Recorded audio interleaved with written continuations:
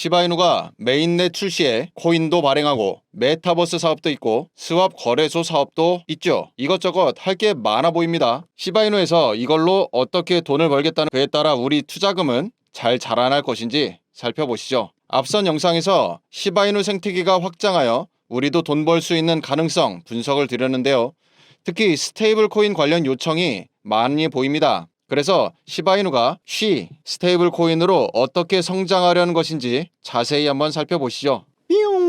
우선 시바이누 스테이블 코인 쉬에 앞서서 스테이블 코인에 대해서 먼저 살펴봐야겠습니다. 스테이블 코인은 쉽게 1달러와 가치가 똑같은 코인이라고 보시면 됩니다. 코인 시장이 이제 막 형성되려던 2014년도에 아직 거래 지원과 관련된 어떠한 서비스도 갖춰지기 직전에 시장이 커지면 코인 거래를 현금으로 돌리는 것이 상당히 시간 비효율적일 수밖에 없다. 그래서 코인은 코인이지만 가치 변동 없이 달러와 정확히 1대1 가격 고정되는 코인을 만든 겁니다. 그게 최초의 스테이블 코인 테더였습니다. 홍콩 비트맥스라고 하는 거래소에서 개발한 거예요. 그럼 가격 변동이 없는 코인이 무슨 돈이 된다고 개발하고 사업 운영까지 하고 있을까? 이게 스테이블 코인 내용의 핵심입니다. 스테이블 코인 사업 내용을 알기 위해서는 금융권 사업 모델에 대한 이해가 선행돼야 돼요. 먼저 은행과 증권은 코인 업계에 들어와 있고 보험은 아직 소식이 없네요. 블록체인으로 보험 업계에서 할 게 많은데 저 발빠른 보험 업계가 조용한 것이 의아할 정도입니다. 은행의 역할은 명확하죠.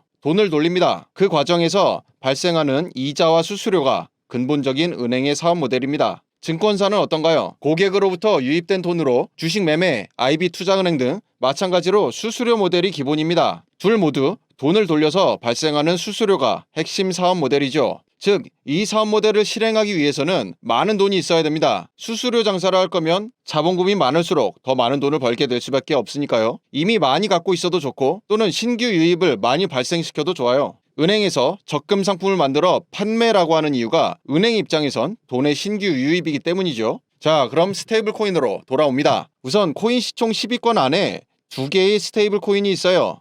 3위 테더와 6위 USDC죠. 테더 시총은 한화 약 150조 원입니다. 이 엄청난 돈 가지고 뭐 할까요? 똑같습니다. 펀드, 유가증권, 암호화폐 등등 갖가지 상품에 운용시키죠. 이런 뉴스 워딩도 있었어요. 테더에서 지급준비금, 기업어음 대신 미국 국채로 대체했다. 쉽게 말씀드리면 스테이블 코인 발행을 위해서 유입된 돈을 어디에다 넣었느냐 하는 내용인 겁니다. 기업어음에도 들어가 있고 국채 투자도 한다는 내용이네요. 참고로 지급준비금은 테더 보유자가 1대1 비율로 달러 교환을 원할 경우에 그때를 대비해서 테더가 쌓아두는 자산을 말합니다. 예를 들어 한국시중은행은 만약 많은 고객들이 동시에 예금을 인출할 것을 대비해서 예금 총량 중에 일정량을 현금 보유토록 하는데요. 현재 지급 준비율은 7%입니다. 참고하시라고요. 스테이블 코인으로 돈벌이에 본격적으로 나선 곳이 있어요. 그게 2등 스테이블 USDC입니다.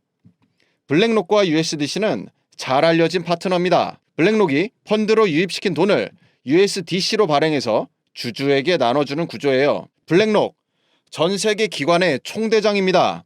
운용 자금이 한국 GDP보다 높아요. 거의 7배 됩니다. 여기서 최근 비트코인 ETF도 하고 RWA를 위한 비들 펀드도 운영하고 있어요. 뉴스 많이들 나오죠. 아까 신규 유입이 중요하다 말씀드렸어요. 이 역할을 기관의 총대장 블랙록이 맡고 있다는 겁니다. 엄청나죠? 이 방법으로 USDC의 시총은 천정부지로 솟구치게 됩니다. 조금 기다려보세요. 블랙록 ETF와 비들펀드 성장과 함께 엄청나게 올라갈 겁니다. 참고로 블랙록은 USDC 최대 투자자 중 하나입니다. 구조 이해되시죠? 그리고 ETF는 기관 자금이 코인 업계에 유입되는 통로가 됩니다. 그동안 회계 처리 문제 때문에 기관은 코인에 직접 유입시키기 어려웠어요. 그게 뚫린 겁니다. 그리고 미국 비트코인 ETF의 핵심은 코인베이스예요. 어딘지 다들 아시죠? 기관 자금의 수탁 보관자로 코인베이스 채택률이 압도적인 걸 표에서 볼 수가 있죠. 이 코인베이스가 또 USDC랑 친합니다. 1등 USDT는 홍콩이라고 말씀드렸어요.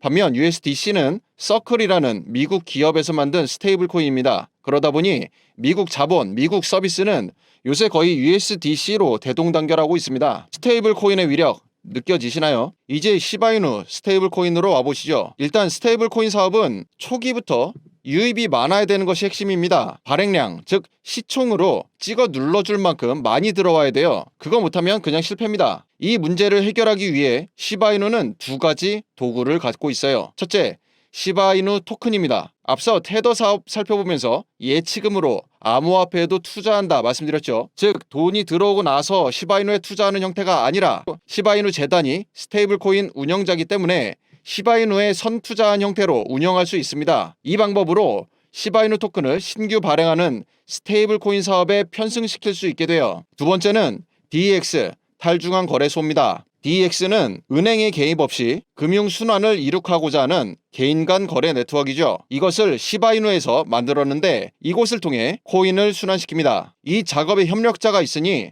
거기가 바로 애니모카 브랜즈라는 회사예요. 웹3 전문 투자사입니다. 최근 시바이누에서 1200만 달러 투자 유치한 바 있는데 이번 투자 라운드의 대표가 여기였어요. 투자 규모는 대략 이 정도입니다. 특히 블록체인 기반의 게임이나 메타버스, 마켓플레이스 등등 서비스 업계에 포트폴리오를 엄청나게 집중한 거를 알 수 있죠. 즉 시바이누 생태계 구성이 완료되면 그 위에 올릴 서비스들 유입이 이곳을 통해서 이뤄질 거다 이렇게 보시면 됩니다. 이 중에서도 익숙한 곳들이 몇몇 보이실 텐데요. 우선 메타버스 게임 생성 서비스로 엄청난 인기를 끌었었던 곳 샌드박스 기억하시죠? 그리고 NBA 탑샷, 데퍼랩스라고 하는 기업에서 운영하던 서비스예요. 게임에서 나왔던 슈퍼플레이 사진 같은 것들을 찍어서 NFT로 판매하는 그런 서비스였습니다. 그리고 P2E 서비스를 전 세계에 각인시켜준 120배 폭등의 바로 그 코인 엑시 인피니티였죠. 이런 회사들을 시바이누 덱스 플랫폼에 올리겠다는 겁니다. 애니모카 브랜즈가 중매 역할 같은 건데 사실 이런 회사 입장에서는 땡큐예요. 자기 제품과 코인의 채널이 넓어지는데 당연히 좋아하죠. 지금까지 살펴본 이와 같은 방법으로 시바이누 스테이블 코인에 돈을 유입시키겠다는 겁니다. 그리고 이와 같은 채택이 늘어날수록 유입은 당연히 확대돼요. 생태계가 커지고 웹3 채택이 늘어나면 오프라인 채택도 같이 늘 수밖에 없죠. 인기가 높아지니까요. 이처럼 스테이블 코인은 돈의 순유입 증가에 절대적인 힘을 보여줍니다. 그래서 시바이누가 이것저것 기를 쓰고 사업 확장에 목매는 것이죠. 다 이유가 있던 거예요. 스테이블 코인 올해 런칭 예정이라니까 계속 째려보고 있어야 됩니다. 잘 하는지 어떻게 흘러가는지 살펴봐야죠. 그리고 시바이누 투자자로서 매일매일 당연스럽게 뉴스 검색을 하는데 관련해서 좋은 소식들이 어제 오늘 해서 조금씩 등장해주고 있네요. 한참 빠지더니 슬슬 반전 타이밍 오려는가 싶습니다. 그래서 다 같이 소식이나 나눌 겸 시바이누 단톡방 운영하고 있어요. 그냥 시바이누 홀더들끼리 모여서 작당 모임이나 하자 이런 뜻입니다.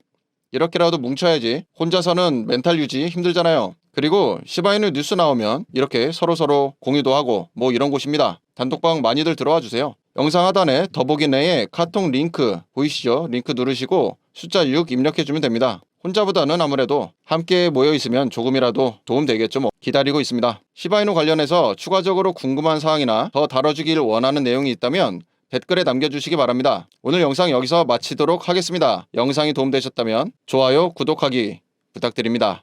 시청해주셔서 감사합니다.